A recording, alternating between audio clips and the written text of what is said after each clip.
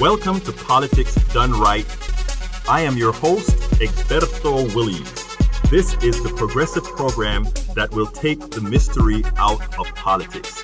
This is the program that will encourage you to make sure government becomes we the people. Whether you are liberal, conservative, or otherwise, you get to air your point of view.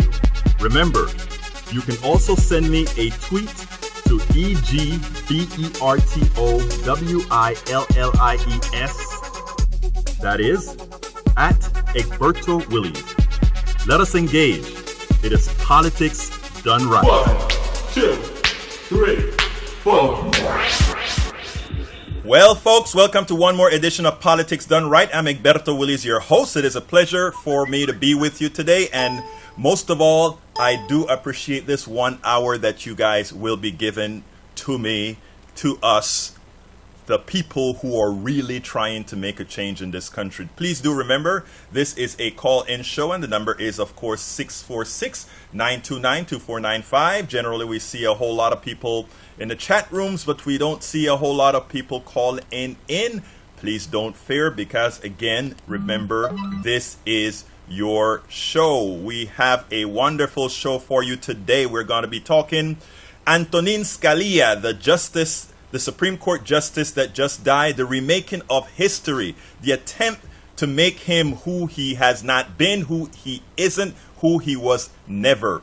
Now, in the process of doing so, I received an email from one person. Welcome aboard Hot Springs, Virginia, from Periscope. Well, I tell you what, let me just go ahead and start with this part of the show so that I can give my Periscope users as well who are watching the show live how things work here. As you watch the show live and you listen to our guests and you listen to myself and you listen to others, just feel free to go ahead and type the messages on Periscope that you want revealed to the host or whomever, and we will do so. This is an interactive kind of a deal where you, the people, participate in our real democracy. Anyhow, today we discuss Citizens United, the death of Supreme Court Justice Antonin Scalia, its implication, the plutocracy, and much, much more. Is it time to grab the reins from the plutocracy? Can the middle class finally remove the boot from their necks that unfettered capitalism has become? Today, folks, my guest is Rob Hager. I am going to tell you how I got to Rob Hager in a little bit, but also please do remember, Rob Hager is a Harvard Law graduate, is a public interest litigator who filed the amicus briefs in the Montana sequel to Citizens United, and has worked as an international consultant on anti-corruption policy. He is currently writing a 3-part book assessing proposals for ending the political influence of special interest money. It's a lot more than that, folks, so it's not going to be a boring show. This guy, he has a special kind of love for Antonin Scalia, a special kind of love, and he won't allow revisionist history, which is even being perpetrated by our own president on this guy who has been a disaster to our middle class, who has been a disaster to the democracy in this country, who has been a disaster altogether. And to put it bluntly, there's a piece in his essay that is linked to from the program that states something that is very important. Scalia and his colleagues, Scalia and his what do we call them? We can attribute many deaths in this country to this guy. He was harsh in the way he said it, but it was so real. It came across as it should. We should not revise history. Folks, what are your thoughts? Let's talk. Let's really talk. I will also be following you on hashtag Politics Done Right on Twitter at Egberto Willies. Give me a call at 646-929-2495. Again, more slowly, 646-929-2495. Remember, this show is also vlogcast, and you can also find us at politicsdoneright.com. Again, that is politicsdoneright.com. Well, without further ado, I want to introduce this great find, this man that needs to be, whose words need to be heard. Rob Hager, how are you doing this morning? Or this afternoon? I'm just fine. Thank you. Well, thank you so much for having me on your show. It's a pleasure to have a chance to talk these issues over with you. Absolutely. Well, first of all, why don't you give us a little synopsis of who you are? Because folks who have, the folks in this country who are trying to tell the truth, the folks in this country who are out there trying to get people real knowledge are generally silenced. They're silenced in a very insidious way. In other words, the mainstream media don't pick them up, so they're dependent on external sources and more independent sources like Politics Done Right, like Coffee Party, like Move to Amend, and many other people or organizations that have their own media to get you out there. So why don't you tell us a little bit about yourself? Sure. Very briefly, I've had two different careers that kind of converge on what I'm doing right now. And those two different careers were, first, a long series of what you mentioned as public interest litigation. Such cases as 3 Mile Island, Karen Silkwood, the Bhopal disaster case, just major cases that frankly were cases that interested me in doing justice, and so I had the ability, somehow God graced me, and I was able to pretty much have a whole career doing litigation that I liked, right up until I did Agent Orange litigation and decided that the Supreme Court was just nowhere near in the business of doing justice, and it wasn't worth it anymore. It was much better to work against the Supreme Court than it was to participate in the charade that they put on for the people. And my other career has been an international advisor, which has pretty much financed the first career. And in that career, I've worked for the United Nations and a lot of other development organizations, United Nations Development Program, and other development organizations. Worked a long time in Afghanistan, for example, and in that job I did a lot of legislative drafting, policy advice, and so forth. But my very last job was for the United Nations Development Program, and that was how to do something about the systemic corruption in Afghanistan, particularly in their justice sector. And that job sort of turned the light on for me, is that what I really should be doing is talking about how about the systemic corruption in the United States, which was very much a cause of the systemic corruption in Afghanistan. Because my report for the United Nations ended up being extremely critical of the United States' involvement in Afghanistan, which installed a narco government of corrupt warlords. That's what the Bush administration did. And when I wrote it, so this is going back about 8 years now. Right. When I wrote it, Obama was saying just the right things about Afghanistan. So I became ecstatic about Obama. He knew what he was talking about. You know, that look, corruption is the issue there. We have to do something about that before we give any more support to them. And then he appoints Hillary Clinton that went about doing the exact opposite. Of course, you know Hillary Clinton is shut down anti-corruption programs there. Absolutely. And so this has led to what I'm doing.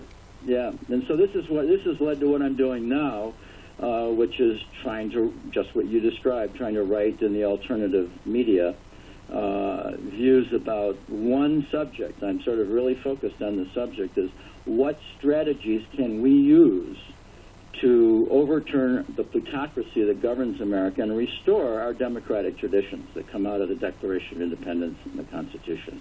Now, what got me to you is I don't know, somebody read a piece that you wrote, and you have since modified that piece to a much more lengthy essay, which I am still reading, and I'm actually loving it. But what I think I need to do for the audience right now is read the very first 2 paragraphs, because they're indicative of your style, first of all, and the reality with Antonin Scalia. So here it goes, and this is how he starts his piece, and his piece has a wonderful title. It's called "In the Middle of an Electoral Revolution, Scalia Leaves the Plutocracy 1 Seat Short," and it's the radical seat. And isn't that so true, the radical seat? Here it goes. This is from his mouth, or his writing.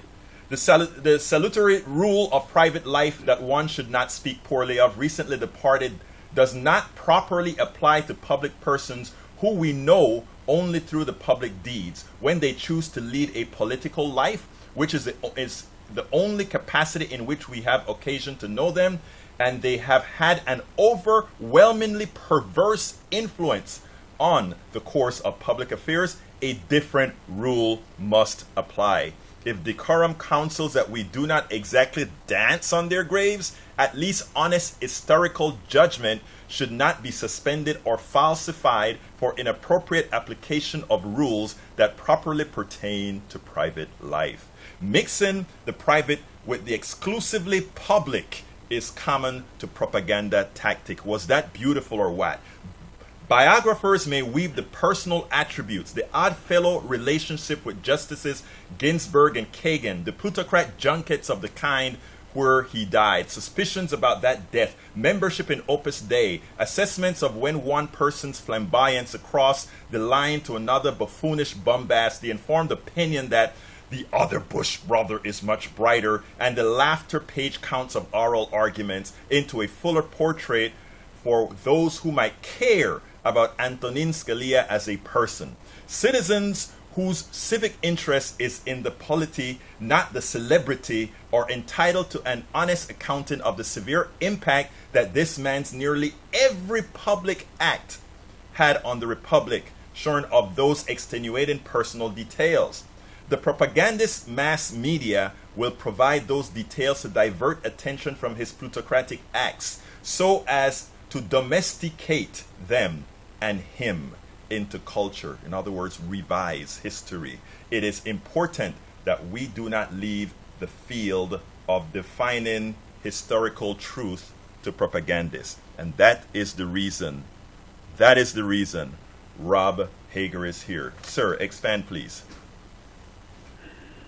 Well, thank you very much for expressing your feeling about those two introductory paragraphs, that they resonate with you, because that is my mission, is to, when I see propaganda, then it's time for someone else to stand up and stand up for the truth. And so you're absolutely right, is that what we've been getting from the New York Times and the mass media, which I call the propagandist mass media, that's their function. They're owned by plutocrats to serve plutocrats, not to serve us.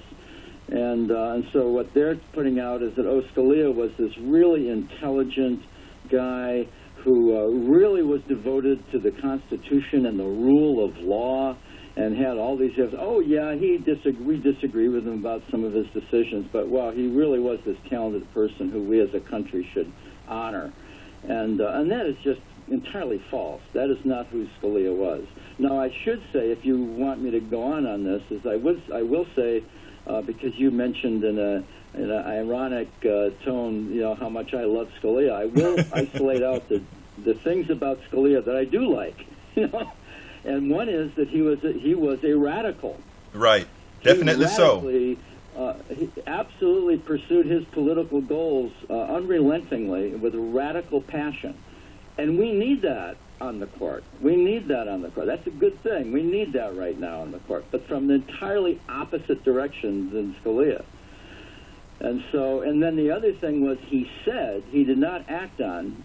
He did in his writings, and this fooled people. In fact, I mentioned in this article a Harvard law professor who I've criticized before for getting fooled by externalities, but in this case, he gives Scalia credit from his writings of having an attitude towards the Constitution, which comes under a lot of different names. I tend to use the word judicial supremacist for what's wrong with this Supreme Court and what's wrong with Scalia. Judicial supremacist often is the term is often used, activist. Activism is used for that. But judicial supremacist means that the judges on uncertain questions that arise under the Constitution, because of its inherent vagueness, it includes a lot of political principles. They're there to guide the people of the country, to know what their country is, and to guide the legislators. They're not intended to be rules of law that a judge can apply in every case. But the judges will, like Scalia, will use those principles, and they will give them their own political meaning. That is illegitimate. Jefferson and Madison warned us against that.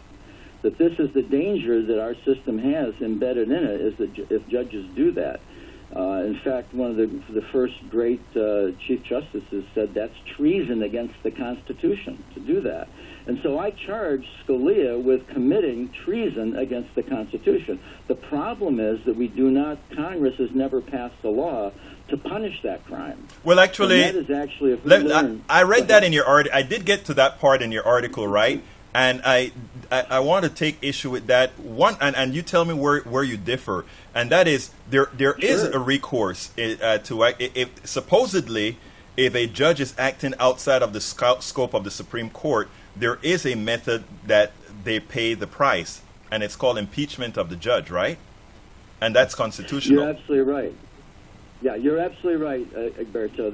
That raises a very good question. It's an excellent question. So here's my point. Here would be my response to that. Impeachment has come to mean,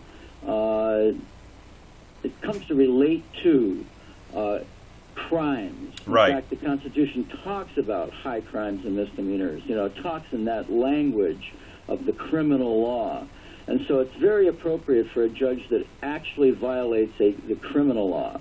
The trouble with judicial supremacy is there is no criminal law against it. That's why I'm saying we should have one. But there isn't. So this is a more generalized political crime. It's not a right. I hear you. Something. He didn't use drugs or something like that, or like Clinton. He didn't involve himself in tawdry behavior that a president shouldn't, and so forth. So that's perfectly good to have impeachment on that. And the 2/3 voting requirement in the Senate to impeach is appropriate. That's analogous to our criminal law of unanimous juries, innocent till proven guilty. Right. So you can live with that. But unfortunately, that doesn't work for this political crime, where judges exceed their powers and take over legislative powers, and then have caused exactly what we have in the country today. It's the Supreme Court that is responsible for most of the political wrongs we have today, and in American history, they always have been. Right. They always have been, from the Dred Scott decision on. They have been. And so what I'm arguing is that there's another part of the Constitution, that's Article 3, that says, that lays down the requirements for retaining your job on the Supreme Court, and that is you have to maintain good behavior. Right. And so I asked, well, what did the founders mean by that when they said good behavior? We know somewhat what they meant when they wrote the impeachment clause about high crimes and misdemeanors, but what do they mean by good behavior? That's sort of general and abstract. Right. So I've gone back into the historical documents, back into England when that word first came up, and it wasn't fully defined, but it had a sense of this overbearing, going beyond, outside the proper duties of a judge. It has that kind of connotation. It's never been defined throughout American history. No one knows what those terms mean. So I argue, at the very minimum of what that means, what good behavior means, is it means that they should fulfill the job of a judge by judging and stay within their judicial duties, and they should not usurp the duties of the other departments of government. That's what Madison thought, who is generally considered to be the father of the Constitution, who wrote most of it. He's very clear about that. And then the first great Chief Justice, who comes out of that same environment of the making of the Constitution, fought in the Revolutionary War, John Marshall, called it treason to do that. Okay, so all I'm saying is that I think that at the very minimum, what those guys thought was the most dangerous element in the Constitution, and Jefferson said, he said we should raise our arm against it. The only time I know Jefferson talking in violent language, that we should raise our arms against if the judges do that. He called them, I quoted in the article there, he called them miners and sappers. Yes. Undermining our democracy. Hey, but Jefferson was livid about this whole thing. About now, let me stop you right there, Rob, and ask you now, let's go into the section where we actually, because I think it is obvious now, the disdain that you have, and most people on not only the left, but even some people on the right have for the actions of Antonin Scalia. why don't you tell our audience some of the specific things that you're talking about, where in as much as he claimed to be an originalist, he was an originalist of convenience, and you actually use a lot more colorful language in the way you describe that. So why don't you tell us how his supposedly originalist model was really pretty much disastrous for the middle class, vis-a-vis when it came to the laws on gun control, when it came to the laws on money and politics, etc., etc., etc. Well, you name them; those are the two big ones. You got them. So, right. Yeah, the one on gun control is the Heller case, of course. And, but let me go first. Let me go first to the one you mentioned second. Is really, we're talking about money and politics, right? Because that's my specialty. I'm not a specialty on the area of. I've read the Heller case, which is the Second Amendment case, where Scalia changed the meaning. I'm generally aware of it, but where I think I really he changed precedents. Actually, is that correct? He actually changed judicial precedents. Exactly. No, we can come back to that. What I'd like to do is focus on the money and politics. Sure, let's go there. Because here we have a number of different elements, and it helps actually to elucidate what that issue is all about, to discuss it in terms of how did Scalia contribute to making the disastrous campaign finance laws we have today. And so what we have is, and let's look at Citizens United. And let's look at what an originalist would have to say about the rules there. And of course, what the court has done is they have said that our democracy is something that you buy and sell in the marketplace. It's not something that we do by what you and I are doing right now, is having a good conversation about what our democracy should look like, what are the basic principles. It's not about that, and then going out and voting what we think is the person that best reflects our different views, right? It's not about that. It's about the marketplace. It's bought and sold. So the people who have more money get to buy more what they call speech, and that speech that Madison wrote into the First Amendment really wasn't about an equal opportunity for everybody to do what you and I are doing, is having a conversation, and you've got the lines open, people can call in, they can talk, they can join the conversation. I need to stop you a second right there, because we do have callers, and I want to tell the callers I am going to get to you, but I want to finish this part of the discourse before we get there. I'll finish this up quickly then, so we can get to the callers. But so what he used was this idea of completely changing the meaning of the First Amendment from what the founders thought it was. What the founders thought it was, if you go right back to the beginning, they had, I would say, two ideas. One was a very clear idea, and that was that there should be no prior restraint, meaning which, if you and I say something, and I'm sure we will, that the government doesn't like, right? At least I do. That's my specialty, is complaining about this government. Let me just say, I consider the government we have right now an illegitimate government, right, that is ruling through oppression, that is no different than that which the revolution was fought against, and that there is no representation for our taxation to them, that it's just as illegitimate as the king was back in 1770. Wow, so I couldn't have said it any better, but that is so true. Having said that, okay, there's an example of what my belief is that I'm willing to say in public, right, is that what the First Amendment said is that you couldn't prevent me from saying that. You can't prevent me, but you can come and punish me if you want to try punishing me for saying the truth, right? Right. And so that was the original meaning of the First Amendment. Plus, I think I want to grant it that they knew that you couldn't have a democracy without the ability for people to talk. You had to have that freedom to go out and talk about democracy and the issues and so forth. So there's that, okay? But that was all it was back then. It wasn't until the 20th century when Woodrow Wilson started to repress people from being against the war. Right. And arresting and putting them in jail. Put Debs in jail for a very mild statement about the draft.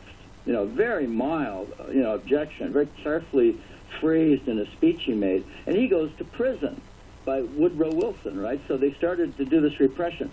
At that point was the first time when a few of the judges, Oliver Wendell Holmes, Louis Brandeis, decided, no, this doesn't seem right. We have this First Amendment over here, hasn't been interpreted very much, but gee, it would seem to protect at least Right. that. You can talk about a legitimate political, have a discussion, and not go to jail for it, right? And so they started rights and dissents, and then finally, in about the 1930s, they got a majority for their view that there is a freedom of political speech, but it wasn't until 40 years later, in 1976, in the Buckley v. Vallejo case, that the court then said, oh, this also includes money.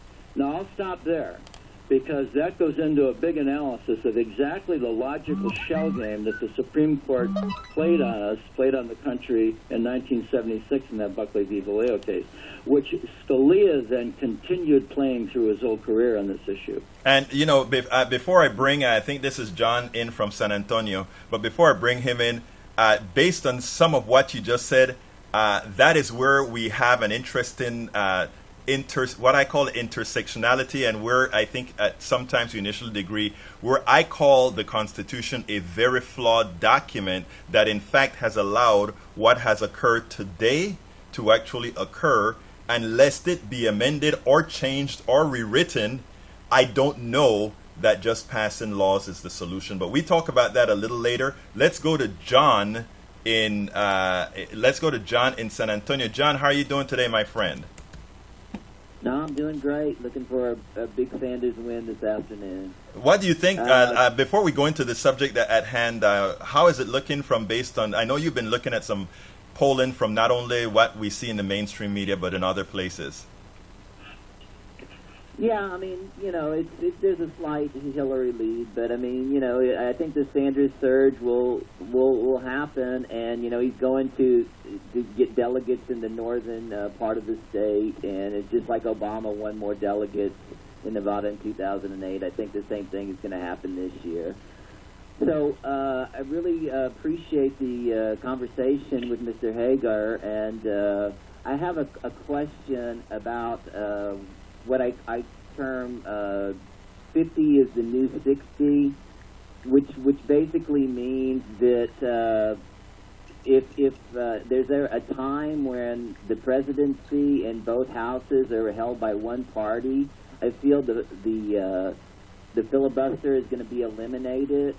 Definitely by the Republicans. I think the Democrats are going to be a little bit more squeamish about it. But my question to you is, how much can we accomplish to not necessarily overturn Citizens United? I think you need 67 votes for that in the Senate. But how much can we reform with 50 votes in a Democratic Senate? I mean, in a Democratic House. That's a fantastic question. That goes right to the heart of it. Excellent question. Thank you for that. Should I go right into it, Egbert? Oh yeah, please do. It's all yours, my friend. Okay, so here is my view, and a friend of mine, I have to say is a friend, but he wrote an article on this, and and we can provide a link to it. So the easiest possible way to end the corruption, which is also one of the most effective ways of doing it. So it's both the easiest to get done, and it's also one of the most effective, is what I call conflict of interest recusal. And so what you do here, now let me first answer your question directly before I go into explaining it. So to answer your question directly, so conflict of interest recusal can be enacted by a rule passed by one of the houses of Congress or any state legislature. And what the rule can say is that if you took money from an interest, or that interest spent money for you, which you know about, and we have an agency to tell you who spent money on what out there under the guise of independent expenditures, then you cannot vote for any interest that that person has in legislation or any other act in this Congress. Okay, so that's conflict of interest recusal. Now, in a Nevada case, Scalia himself wrote the decision for a unanimous court saying that has nothing to do with the First Amendment. So they're out of it. Supreme Court is out of that issue. Okay, now what that does is it reorients our thinking away from the flow of money into the system, which is what we've been trying to do, is to plug up the hydraulics of the system to block out money from coming to these people. And go ahead and accept for the time being, not for all time, but for the time being, that, look, the Supreme Court has prevented us from blocking that money. Anytime you try to put a plug in a hole of money getting into the pockets of politicians, the Supreme Court has, up until now, been there to kick that plug out of there to make sure the money gets through to them. Right. So what we can do is look at, instead of the supply side, well, let's look at the demand side and look at those politicians where we know is the ultimate destination of that money. Whatever source it comes from, it's going to end up benefiting them. And so let's look at them, and when it benefits them, say, well, you can have the benefit, but you cannot cast the vote. And if you do, that is a crime. That's a conflict of interest. That is in violation of the law, and will put you in prison. And so people will go, wait a minute. I mean, Koch brothers say, I can give these politicians money, but then they can't vote for my oil subsidies? Well, what's the point then? And it just shuts the whole thing down. Now, let me interrupt you there, Rob. I'd like some clarification on that, because I'll be honest, I really don't see that. I know you said that Scalia has already ruled on that, but Scalia, as the reason that you wrote your piece is something specific about Scalia. Scalia has no problem redefining originalist to suit the particular case he's dealing with. So when that case is brought to the Supreme Court, well, he's gone now, but what would have stopped Scalia from what would have stopped Scalia from saying, well, this case is different, just like they did when Gore v. Bush, where they said, well, Bush will be the president, but by the way, this is just for this particular instant. This particular ruling is for this particular case. Well, they do that, and Scalia was, of course, and you're right in pointing out, he was the expert in doing that. His principles were always only for that specific case. He could almost, I think in one case I found him the very next day. He issued an opinion one day saying, oh, this is terrible, they're violating the principle of separation of powers. The very next day he turned around and did the very same thing himself. He had this blindness, and it was like a child, that anything he did was right. Right. And those principles were just there to help him do what he wanted to do, and he just ignored their consistent application. So you're absolutely right, but the reason I mentioned Scalia's name in that case is it was a 9-0 decision. Right. It was unanimous. And so often what the court will do when they're unanimous in something is they'll give the decision to, and this is in the discretion of the Chief Justice, so Roberts would do this, to keep all his conservatives on board. Scalia was probably the last man on board that case. He said the ninth justice say, okay, I agree with you. And so Roberts says, okay, well, you write the decision. Then we know we got everybody here. Right. That's the easy way. Scalia, you go ahead and write it. And so that's the only reason I mentioned Scalia, is that even he was on board this case. So it's very hard to take a 9-0 decision, which is the right decision, too, and then turn that totally on its head without looking to be just as political as they are. So it's difficult. But you're right in saying that there's no guarantee that they won't do these outrageous violations of law. What they already said is the law. But I'm just saying that they have already ruled on this issue 9-0, that conflict of interest recusal laws are generally, they do not raise First Amendment issues, period.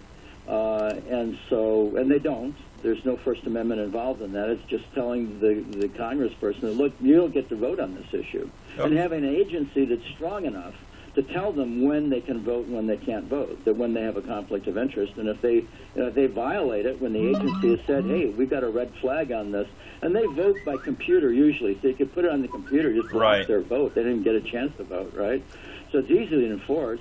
And if they do anyway, they somehow get around it, then, you prosecute them. Exactly. And so I'm just saying that there is a straightforward approach that actually solves the problem for the time being. It gives you a couple of years to go ahead and then block the money, too, and get the whole thing. But that's a beginning point. And the answer to the question was that can be done by a vote of 50. When they open up the Congress, after Sanders is president and the Congress comes in and Sanders sends down a message to them, here is what I recommend your first action should be in opening up Congress, is to put this rule into your rules. And then if either Congress does that, either House of Congress does that, right? And probably I look more to the House side, because they just got 2 years before they got to go back before the people. And if anyone refuses, right, to adopt a rule that says that they can't have a conflict of interest, right? That they're going to vote for conflicts of interest. Well, then they should have targets on their back. Right. I need to do an announcement. Folks, we're speaking to Rob Hager, a Harvard Law graduate, a public interest litigator who filed the amicus brief in Montana sequel to Citizens United and has worked as an international consultant on anti-corruption policy. He's currently writing a 3-part book assessing proposals for ending the political influence of special interest money. Please do remember, this is a call-in show. You can give us a call at 646-929-2495. If you're in the chat room and have some questions, don't want to call in verbally, you can leave them in the chat room as well. And likewise, we are on Periscope. Everybody who knows what Periscope is, it is Egberto Willis is the channel that we're on.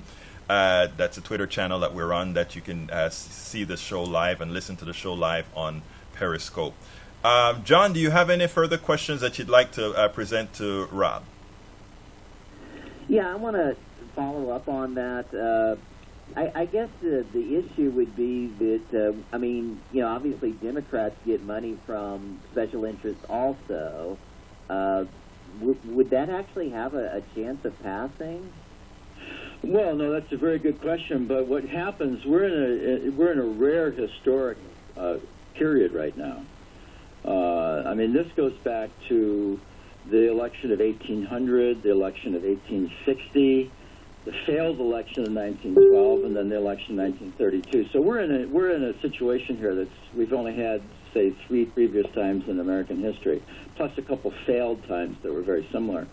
And so when that happens, and those people in Congress see the sea change that's happening, that people understand what's going on now, and they know what their interests are, then they tend to start to retreat because they do like to keep their jobs. But I think it might take, in fact, I would say this, that I think that we're not going to get the change in the first 2 years. It won't be, Roosevelt, it took him 4 years. I think we could do it in 2 years. I think the election of 2018 is going to be a really important election because that's when we get a chance to clean out the whole Congress. And Sanders hopefully will help us. We'll know who the obstructionists are and just clean them out.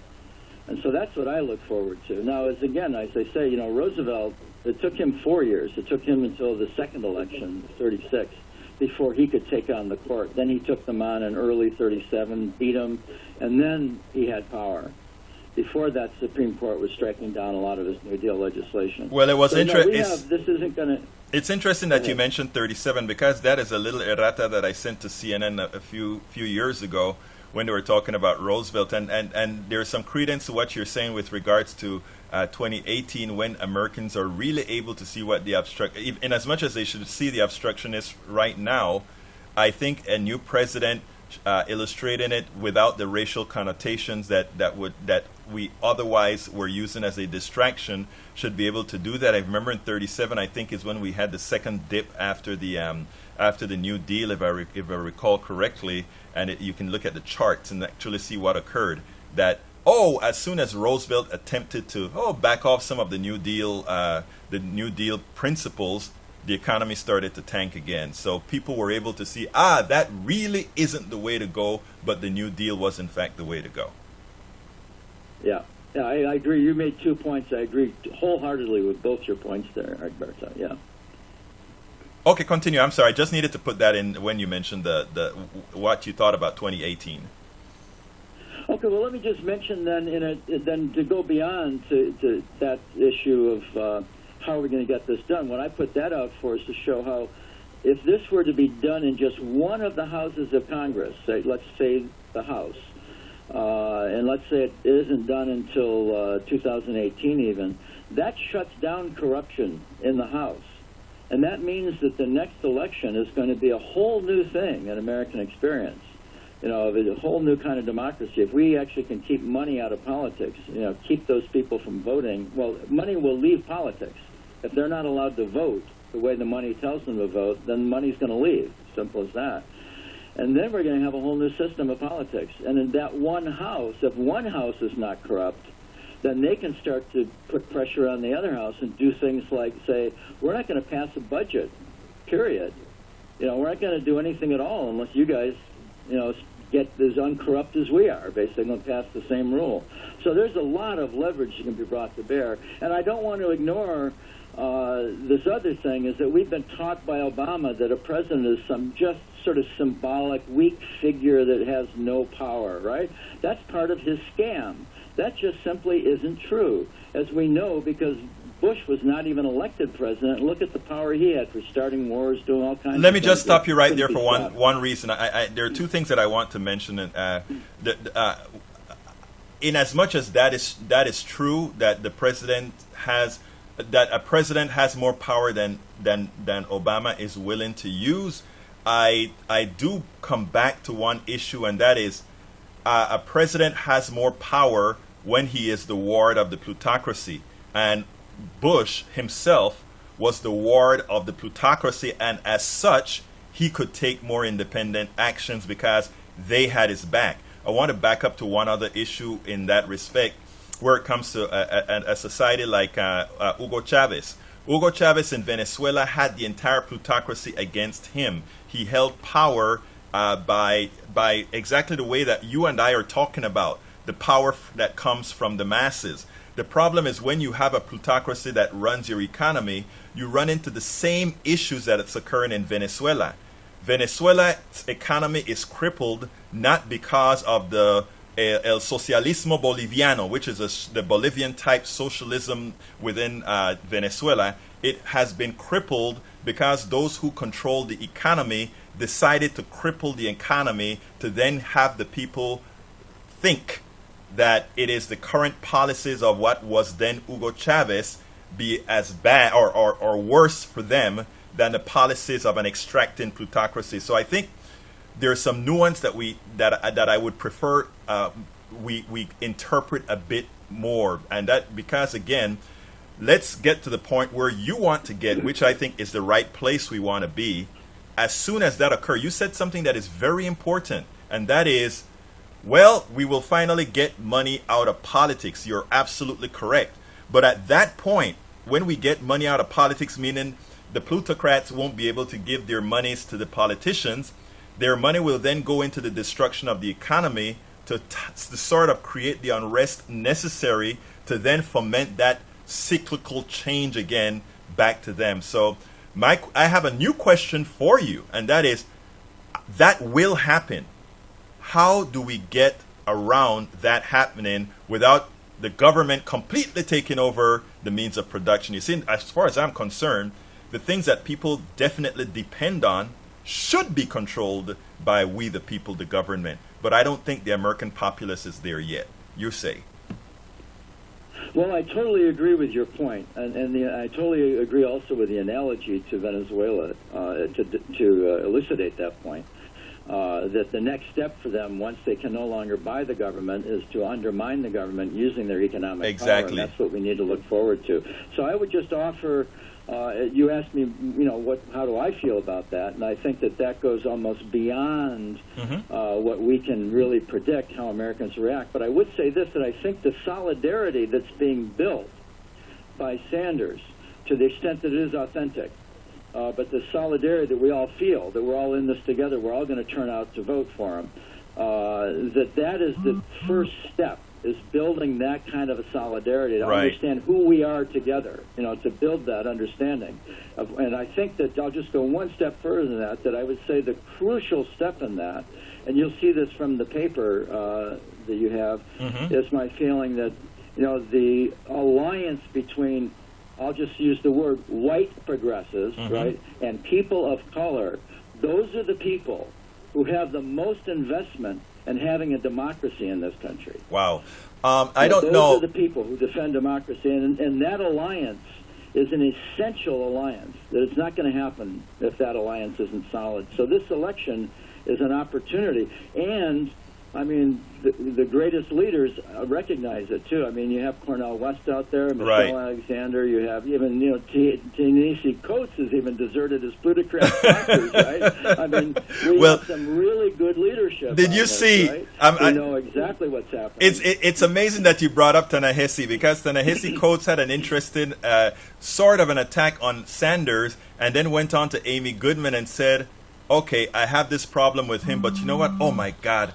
When I look at it in the aggregate, I must support Bernie Sanders. But I want to back up, because you sort of opened the door for something you and I were speaking about offline. But I think it's important the way you brought it up with the alliance. You brought up the alliance of white progressives and people of color, which is pretty much what was initially the Obama coalition.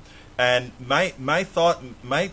what I want to articulate to you here is that is in fact a real alliance that needs to be built, and because it's not really built out, it's only a facade right now. If you want to know how much of a facade it is, I went to Netroots Nation when Black Lives Matters came in contact with Bernie Sanders, and I can tell you one thing, having been there, Bernie Sanders got a lot of flack for the way he reacted to it, and I think he got too much flack because of one reason. Bernie Sanders changed on a dime when it was made clear to him the importance of that issue. But many of the white progressives that attended the Netroots Nation, they were upset. Many of their true colors came out. In fact, I wrote an article in detail at Daily Kos. I'm one of the editors the contributing editors to Daily Kos. I wrote an article specifically disparaging them for their behavior, not realizing that in fact they should be allies. Why am I bringing that up? I know that there are times that you've had some issues with how another group that I'm associated with, in fact, I'm on the board, Move to Amend, where we talk about modifying the Constitution, and you had some issues with that particular thing. The fact that you brought up that issue about bringing societies together to form that type of a movement that can make change, effect change, and not allow what I mentioned before, the plutocracy, using other methods to break them up. Those are the specific tenets of MTA, Move to Amend. It's not very well articulated in a lot of areas when you hear from a whole lot of people, but those are the centralizations that we are doing within that group. And in doing so, we are trying to create that society that you're talking about that can effect this change. The constitutional amendment that you hear us talk about is one, and you mentioned it when we talk about Citizens United, and I want you to expand on that. When you said that is only a small part. When I talk about a constitutional amendment, hey, that is also a small part of the entirety of what we're trying to build with that organization and similar organizations, not a part of the DC central organizations that claim they want to make a change. Yeah. Well, let me pick up on the point you make about your experience, which I found very interesting to hear you tell about it, of actually being at that event where Black Lives Matter. I wouldn't say that Sanders did a conversion. I think he responded to where he already was at and integrated what he already was into. Let me just mention this, is that I don't know if you've seen this picture. There's a picture out now of him getting arrested. Yes, I have it. Yes, I do. By police. Yeah, you got that. Yeah. But to me, that needs to be on a billboard. That says who he is. He's the guy who got arrested on this issue, right? Right. That puts him in solidarity with the people, let's say, Michelle Alexander writes about, the prison population we have here. He's in solidarity with people. He's been there, so that's not the problem. But the point I wanted to make is you're absolutely right. That generally in that community, and I don't want to cast aspersion any I'm just saying a general thing is that American white people have a lot of work to do because they've been subjected to, and I might use a few words, maybe you're familiar with, maybe not, but there's been this propaganda that's associated with the Dunning School is the name for it. It's a technical academic name, and there's been a lot of good writing about it. But the South sent their propagandists up to the North to persuade people that black people were unworthy and so forth. Exactly. Right? And it's extremely effective, and it's lasted to this day. This Dunning School junk is still around. Now it's been forced out of the higher academia. Right. But it's still in the high school textbooks. It's right. still in the textbooks, right? And so Americans think they know things that they don't. It's propaganda that's been around for over a century. Right. Well over a century. It is the new Jim Crow, and there's propaganda to go with it. And so, white Americans have a lot of work to do. They have a lot of work to do. And so that's what is a problem in building this alliance. But I will say this, that it's the ticket through the door. We can't get our democracy back unless we make that alliance. Absolutely. That is the ticket to get through the door. Absolutely. I'm going to tell you one thing, my friend, because we're down to about 7 minutes of show left. But I want to encourage you to kind of take a look at what we're doing in these two organizations, both the Coffee Party USA and Move to Amend in more detail, because I think it'll expand your view and realize that these are alliances that need to be closer. And I tell you what, we'd also realize that we have a lot of I call them the DC circuit, or the DC begging circuit, that they continue to ask for money for these things. Citizens United, and all these particular issues, right? And what Some of them are outright frauds. Exactly. I found one. I've linked to it. It's outright fraud. It's just a fraud. Exactly. Citizens United. And what I'm trying to say is, Republican. right? And what we have to do is not allow these DC-based money, whatever you want to call them, that are there exciting people about things that they're trying to do to make things better, and not see the big picture. And speaking to you today, and let me be frank, well, after I read a little thing about a discussion that you had mentioned with, let's say, with Move to Amend, and then I speak to you here and follow your thoughts and start to look at the intersectionalities. It is amazing to me, because what I think has happened a whole lot out there is that groups that are doing similar things to what we are doing create issues that aren't really there by concentrating on places they shouldn't be concentrating on, if you understand what I'm saying. And so I think it's very, very important, because this movement has been infiltrated by many who use the negatives of how not to move forward, and that is what we have to be against, so that we can actually get things done. I love all of what you have to say. I love what I've read so far of the document. I'm continuing to read your document, and I want to urge all those that are listening to this show right now to go to politicsdoneright.com for this show today, where we are featuring Rob Hager, and click on the link to his piece. It's the blog of the week. Normally, I write the blog of the week. This article, this wasn't a blog piece, this was a book, okay? It's a darn good piece, and I think I want to urge the listeners to read this piece. Get yourself a cup of coffee or a cup of cocoa, hot tea, get comfortable, and be prepared to be enlightened. This piece is not only well written, this piece is well documented. How long did it take you to write this, Rob? Let's see. Well, it started a week ago, didn't it? Just today, when we're actually here on the first week anniversary of the potential for a democracy. Right. He well, died a week ago. So when I got a week, and I was still working on it this right. morning. I got a notice from, I don't know who it is, the lady that sent the notice to me that said, "Hey, this is a person that the Coffee Party should interview." And I get that request several times a day. And usually I just kind of take a quick glance of what they're suggesting, and it's like, yeah, that would be nice, but right now I have other things I want to talk about. I had other things to talk about today, and when I just clicked on your site, which was at, what is it called? Some kind of salad? What's the website that you originally? Oh, that's not my site. No, that's just a place where I often publish my first draft of an article. Well, this one has made the rounds. This then ended up on Counterpunch, and then now you actually have the current version. Right. This is the latest version of this art. Yeah. Of the well, book. Yeah. Let me tell you, for writers that I like and writers that I respect, I give them an actual contributor position on my website, like I've given to Brian Henry, like I've given to Cody Pogue and many others. Including the guy who writes for Consortium News, Parry, and others. Oh yeah. Okay. He's one of the Right. great journalists. You're about to get your own Rob written. That your article by this afternoon will have a written by Rob Hager on it. So I will be posting a lot more of your articles that will be written by you with your automatic logo underneath. Because, like I said, this is the kind of thinking that we need out there. This is the kind of information that we need to be telling our people out there. Not when and who's our people?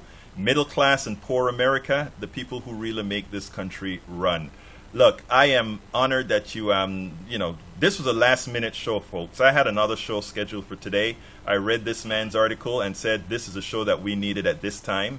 Antonin Scalia is being buried as I'm watching it right now on MSNBC. Everybody is giving this guy kudos as if he was the best thing since hot chocolate. As Rob so eloquently said, this guy is so responsible for hundreds of thousands of deaths with his ruling in the, what is the case again? The Heller case for... Oh, the Heller case is the Second Amendment case. The Second Amendment. His problem. Absolutely. And also for many of his other rulings that have allowed the plutocracy to reign. And we know when the plutocracy reigns, the middle class is in trouble. Folks, we're at the end of the show. I'm going to give Rob a minute or so to tell us a little bit more about how we can further keep in contact with him. Of course, you'll be able to keep in contact with him at egbertowillies.com going forward, because he will now be a sanctioned contributor to our site. Rob. Well, thank you. Egberto, let me just say it was entirely my pleasure to have a chance to talk to you. And thank you very much for having me on your program. And I have to say that you raised at least, I would say, a dozen issues there, that we didn't get a chance to talk about. Right. That were all very important issues. This seemed like a very short conversation. I tend to write. I think people can find me, but LinkedIn is probably the best if you just want to see all the articles that I've published. They all tend to have the same theme, and they interrelate, interconnect. So they are kind of a piece. And I'm on LinkedIn, and people can find me there and look at the profile page, and I put up all my articles there. So that's one easy way to stay in touch with me. Let me just say one more thing is that you mentioned the people in Washington, D.C. asking for money on things.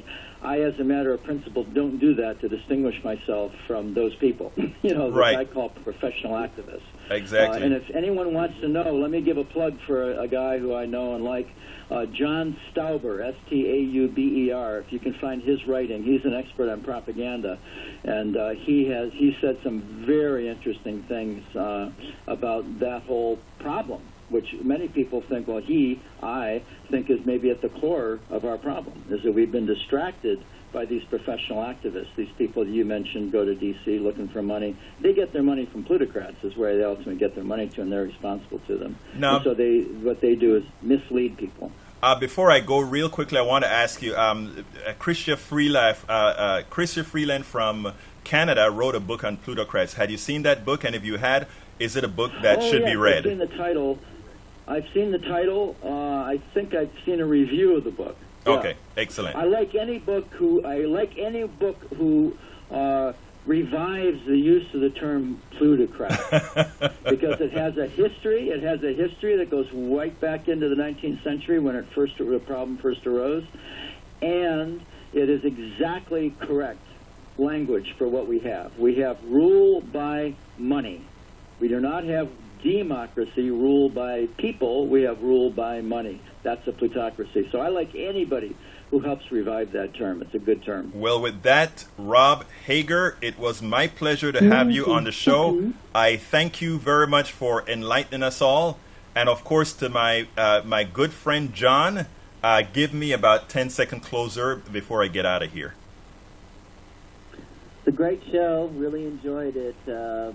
Looking forward, like I said, to Sanders' victory, and just really looking forward to that. And also, Super Tuesday. Everybody go out and vote. It is your civic duty. Thank you very much, John. Folks, it's been my pleasure to be with you again, and we will be back next week. Please keep on listening. And remember, you can't believe a media driven by the plutocracy, but you sure can believe us. Again, Rob Hager, it was my pleasure. You have a wonderful day, and thank you for having been on Politics Done Right. Thank you, Egberto. You have a good day.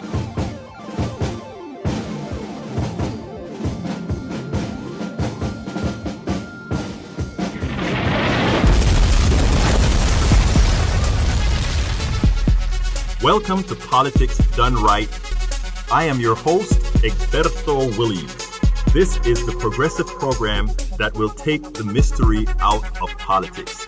This is the program that will encourage you to make sure government becomes we the people. Whether you are liberal, conservative, or otherwise, you get to air your point of view. Remember, you can also send me a tweet to EGBERTOWILLIES. That is, at Egberto Williams. Let us engage. It is Politics Done Right. 1, 2, 3, 4.